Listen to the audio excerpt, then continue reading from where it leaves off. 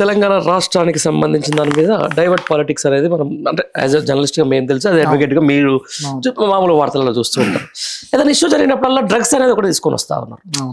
తెలంగాణలో ఒక major issue ఉన్న తెలంగాణలో కేసీఆర్ కమిషన్ విచారణ, ఆడ వచ్చిన క్రౌడ్, ఆడికి వచ్చినటువంటి ఆయనకు వచ్చిన మద్దతు, దీన్ని డైవర్ట్ చేయడం కోసం ఎక్కడో ఒక పార్టీ అక్కడ పార్టీ ఇవ్వగానే ప్రతిపక్షాలకు సంబంధించినటువంటి లేకపోతే బడా లీడర్ల ఫ్యామిలీ ఉందనో చెప్పేసి, లేకపోతే ఇంకోరునో ఒక బాలీవుడ్కి సంబంధించిన ఒక టాలీవుడ్కి సంబంధించిన ఒక టార్గెట్ చేయడం రీసెంట్గా మంగ్లీ ఇష్యూ సంబంధించిన దాన్ని చూసినాం. ఆ రోజు జరిగిన వార్తలంతా ఏంటి, విపరీత డ్రగ్స్ పార్టీ నడుస్తూ ఉంది, గంజాయి పట్టివేత, విదేశీ మద్యం పట్టివేత అని చెప్పేసి ఆ రోజు అన్ని వచ్చినటువంటి తీరా చూస్తే ఆడ ఓన్లీ సౌండ్ సిస్టమ్ కు లేకపోతే మద్యానికి సంబంధించి ఎక్సైజ్ అది తీసుకోలేదని చెప్పేసి మళ్ళీ ఒక వార్తలు ఏర్పడుతున్నాయి. బట్ అట్లాంటిదప్పుడు వాళ్ళ వ్యక్తిగత స్వేచ్ఛకు భంగం కలగదా? ఇప్పుడు క్లియర్గా నేను ప్రభుత్వానికి నాకు తెలిసి రెవెన్యూ ఇప్పుడు పోలీస్ యంత్రాంగానికి నేను విన్నవిస్తున్నా, లేదంటే గవర్నమెంట్ రేవంత్ రెడ్డి గారికి మీ ఛానల్ ద్వారా విన్నవిస్తున్నా. అంటే ఒక సర్క్యులర్ కావచ్చు, ఒక జీవో ఇష్యూ చేయాలి ఫస్ట్. తెలంగాణలో మనం చూస్తున్నాం ఆ మధ్యలో జన్వాడ ఫామ్ హౌస్ ఇష్యూస్ కావచ్చు, చాలా చాలా ఇప్పుడు చాలా ఇదే కాదు, సామాన్య ప్రజలు కూడా సఫర్ అవుతున్నారు.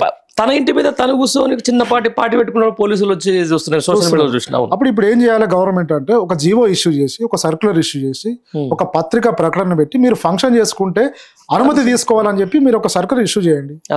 ఇప్పుడు మంగ్లీ గారు పత్రిక ముందు చెప్తున్నారు, నాకు పర్మిషన్ తీసుకోవాలనే నాలెడ్జ్ నాకు లేదంటుంది. గవర్నమెంట్ నిజంగా మీరు చెప్పండి, ఫంక్షన్ చేసుకుంటే, బర్త్డే పార్టీ చేసుకుంటే పర్మిషన్ తీసుకోవాలని ఎక్కడుందండి? ఏ చట్టంలో ఉంది? సంబరాలు చేసుకోవద్దని, పండగ చేసుకోవద్దని చట్టం చెప్తుందా? రాజ్యాంగం కూడా చెప్తుంది మన ఆచార సాంప్రదాయాలని మనం ఫాలో కావాల్సిందే అని. వేదాలు ఇతిహాసాలు చెప్తున్నాయి. అలాంటప్పుడు మీరు ఒక జీవో ఇష్యూ చేసి, మీరు ఏ చిన్న 5గురితో కాదు 10 మందితో పార్టీ చేసుకున్నా మీరు పర్మిషన్ తీసుకోవాలని పెట్టండి. పెట్టినప్పుడు ఆమె చేసుకుంటే తప్పు అవుతుంది.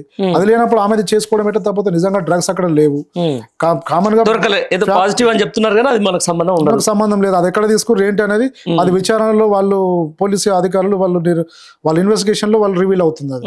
కాబట్టి దీన్ని సోషల్ మీడియాలో ఒక పాపం తను ఒక ఎస్టీ కమ్యూనిటీ నుంచి వచ్చి ఒక సింగర్ గా అయిన వ్యక్తి అంటే తప్పు లేకున్నా ఆమెను దోషిగా ఈరోజు అంటే నిలబెట్టడం అనేది నిజంగా సోషల్ గా అది అంటే ఒక కామన్ అడ్వకేట్ గా నాకు అనిపిస్తుంది. నాకు పరిచయం లేదు, తను తెలియదు నాకు, కానీ ఆమె చేయని తప్పుకి ఆమె ఫేమ్ ని డిఫేమ్ చేయడం అనేది తప్పని నాకు అనిపిస్తుంది.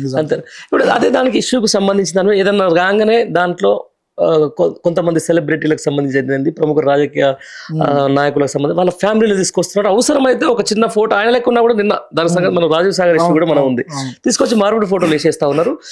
అసలు విచ్చలవిడిగా దానికి ప్రభుత్వానికి సంబంధించిన హ్యాండిల్స్, ప్రభుత్వానికి సంబంధించినటువంటి సోషల్ మీడియా వారియర్స్ దాంట్లో ఈరోజు మీరు ఇంతవరకు కేసు పెట్టినా ఇంతవరకు హ్యాండిల్స్ లో కనీసం డిలీట్ కావట్లేదు. అంటే ఇది ప్రభుత్వ కన్సర్న్లో జరుగుతుంది అనుకోవచ్చా? 100%. అంటే ఇక్కడ పోలీసులు దాని మీద ఎందుకు చర్యలు తీసుకోవట్లే?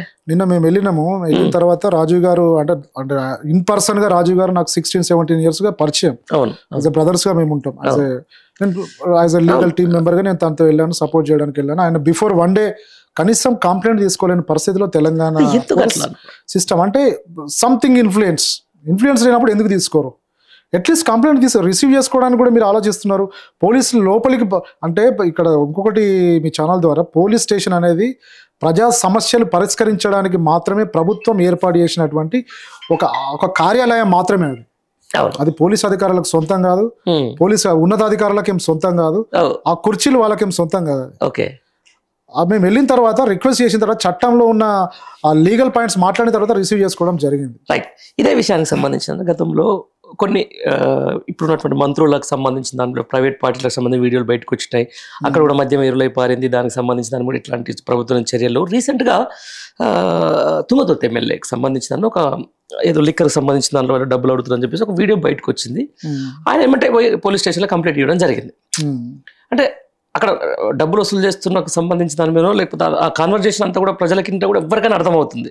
అంటే నాకు ఖర్చులు అవుతున్నాయి, మీరు కొంచెం నాకు ఏమైనా చేయండి అని చెప్పేసి అడుగుతున్నమాట వాస్తవం. ఆ వీడియో బయటికి వచ్చిన తర్వాత అసలు నా ఇంటికి వచ్చి నా ఇంట్లో ఎట్లా వీడియోలు తీస్తారు అని చెప్పేసి కేసు వేసి ఆయన బయట మాట్లాడి దీన్ని ఎట్లా చూడొచ్చు? మరి అంటే ఒకటండి, ఆయన ప్రమేయం ప్రజాప్రతినిధి ఇంట్లో పోయి మనం ఏమన్నా వీడియో తీసి లేకపోతే నా ఛాయ్ తాగి నా దాంట్లో విషయం పోసిన అన్నగానే మాట్లాడేదాకా వచ్చింది. దాన్ని ఎట్లా చూడొచ్చు? అది ట్రెస్పాస్ అవుతుంది 100%. అంటే పర్మిషన్ లేకుండా తన ఇంట్లోకి ప్రవేశించడం కూడా అది ఇల్లీగల్ ట్రెస్పాస్ కింద అవుతుంది. కాబట్టి ఆయన సీక్రెట్ ఇష్యూస్ ఆయనవి, దాన్ని బహిర్గతం చేయడం అనేది ఆయన అండర్ సెక్షన్ 356 BNS యాక్ట్ ప్రకారం కూడా సంబంధిత అధికారుల ఎవరైతే దాన్ని అలా స్ప్రెడ్ చేశారో వాళ్ళ మీద యాక్షన్ తీసుకునే రైట్ పోలీస్ అధికారులకు ఉంటుంది. ఇప్పటి వరకు దాని మీద ఏమైందో అనేది మనకు అంటే ఈయన పోయి మాట్లాడడం నా ఇంటికి వచ్చేసి నా ఇంట్లో వీడియోలు ఎట్లా తీస్తున్నాడు, మరి లేకపోతే ఒక ఫామ్ హౌస్ లోకి వెళ్ళి ఒక ప్రైవేట్ పార్టీలోకి వెళ్ళి వీడియోలు తీసుకుని వస్తే ఓకేనా సామాన్యులు? అది కూడా తప్పే. వాళ్ళ పర్మిషన్ లేకుండా అదే ట్రెస్ పాస్, ఇల్లీగల్ ట్రెస్ పాస్ అనేది అందుకే. కాబట్టి ఒక ప్రజాప్రతినిధి అయితే ఎలా మీరు రియాక్ట్ అవుతున్నారో ఒక సామాన్య ప్రజలకు కూడా మీరు రియాక్ట్ అవ్వాలి. ఇప్పుడు మంగ్లీ ఇష్యూలోకి బయటకు ఆ వీడియోలు బయటకు వస్తేనే అది దాంట్లో ఎమ్మెల్యే తప్పు ఉండదు, మంగ్లీ విషయంలో మాత్రం తప్పెట్లయితే యాక్షన్ తీసుకోవాలి. ఇప్పుడు అది ఎఫ్ఐఆర్ అయింది మంగ్లీ ఇష్యూలో.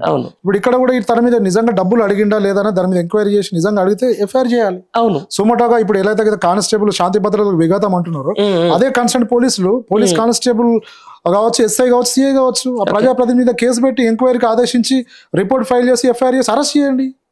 చేయరు. అదే అంటున్నా. అసలు లీగల్ సెల్గా మీరు అంటే మీకు ఇవన్నీ తెలిసి ఉంటాయి. మామూలుగా ఏం చేస్తుంటే ప్రజలకు అంత అవగాహన ఉండదు అన్న ప్రతి దానికి సంబంధించిన లక్ష్మణ్ గారు. రకరకాల పనులు ఉంటారు వాళ్ళు. ఒకరు చదువుకున్న వాళ్ళు ఉంటారు, లేదా ఫార్వర్డ్ మెసేజ్ అని చెప్పేసి చేస్తూ ఉంటారు. దానివల్ల ప్రజాదానికి విఘాతం జరుగుతుంది, ప్రజాశాంతికి విఘాతం కలుగుతుందని ఒక కాజ్ పట్టుకొని ఈరోజు సామాన్యులను ఎంతో ఇబ్బంది పెట్టిన పరిస్థితి ఉంది. దీని నుంచి ఇట్లా సఫర్ అయ్యే వాళ్లకు ఒక బీఆర్ఎస్ పార్టీ, ఒక ప్రధాన ప్రతిపక్ష పార్టీకి సంబంధించిన ఒక లీగల్ సెల్, ఒక అడ్వకేట్ గా వాళ్ళకి మీరు ఏమని భరోసా ఇస్తారు, లేకపోతే వాళ్ళకి మీరు ఏం చెప్పే విషయం? నిజంగా 100% మంచి క్వశ్చన్ పండుగ గారు. ఇక్కడ మా అధిష్టానం కావచ్చు, కేసీఆర్ గారు కావచ్చు, హరీష్ రావు కావచ్చు, కేటీఆర్ గారు కావచ్చు, అదేవిధంగా మా లీగల్ ఎయిడ్స్ గండ్ర మోహన్ రావు గారు కావచ్చు, భరత్ గారు కావచ్చు, క్లియర్ గా వాళ్ళు చెప్పేది ఒకటే, అక్రమంగా అక్రమంగా కేసులు ఎవరైతే పెడుతున్నారో వాళ్ళ మీద, అక్రమంగా అరెస్ట్ చేయబడుతున్న ఎవరైతే అరెస్ట్ చేస్తున్నారో వాళ్ళకి బీఆర్ఎస్ లీగల్ సెల్ అండగా ఉంటుంది. మా ఎజెండా అదే. తెలంగాణ వ్యాప్తంగా ఇల్లీగల్ అరెస్టులు కాబడుతున్న వాళ్ళకి పార్టీలకు అతీతంగా మేము పనిచేస్తున్నాం. ప్రతి ఒక్కరికి అండగా నిలబడతాం. నిజంగా ప్రభుత్వం తప్పు చేస్తే ప్రశ్నించండి, ఆ తప్పును మాత్రమే ప్రశ్నించండి. మీ మీద తప్పుడు కేసులు పెడితే బీఆర్ఎస్ లీగల్ టీం అండగా ఉంటుంది. పార్టీలకు అతీతంగా మేము లీగల్ సహాయం చేయడానికి మేము ముందుంటాం.